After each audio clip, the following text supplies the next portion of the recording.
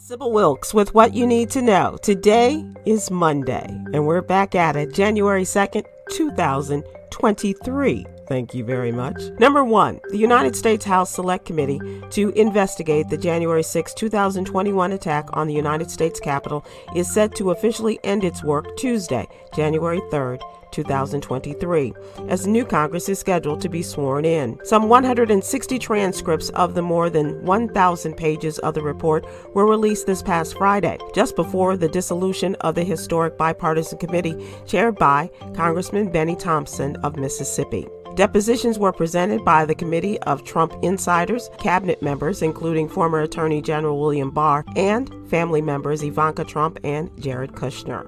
Number 2, the new year ushers in a miles-long rundown of new laws in states around the country. The laws range from reproductive rights to the right of way on the streets, to reduction of taxes, to eliminating bail in order to get out of jail. After the U.S. Supreme Court overturned the almost 50-year law of the land, Roe v. Wade, denying abortion services, access became a state issue. More liberal states have extended abortion protections. Laws taking effect in January are intended to make abortion more accessible in California and New York. Meanwhile, laws in 13 conservative states ban abortion at all stages of pregnancy, with varying exceptions. Number 3, the U.S. announced new COVID-19 testing requirements Wednesday for all travelers from China, joining other nations imposing restrictions because of a surge of infections in that country. The CDC cited the surge in infections and what it said was a lack of adequate and transparent information from China, including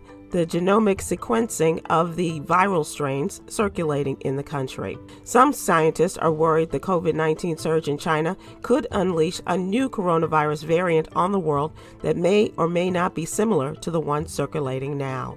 Number 4, after 3 years, a Georgia grand jury has finally indicted former Atlanta police officer Soon Kim on involuntary manslaughter and other charges for the death of Jimmy Atchison, a 21-year-old unarmed black man who was killed January 22, 2019. Kim, who retired in October of 2019, was part of an FBI task force that tried to arrest Atchison for an armed robbery warrant, but shot him instead. Lawyers brought a wrongful death suit against the city of Atlanta in 2020 on behalf of Atchison's daughter, seeking $20 million.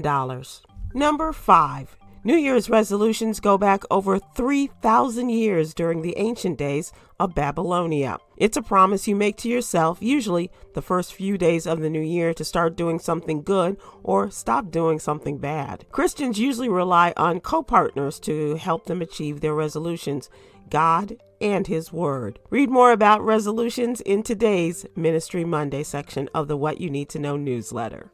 Here's your daily inspiration from Yogi's Jewels. You have the power to speak into your life, good or bad.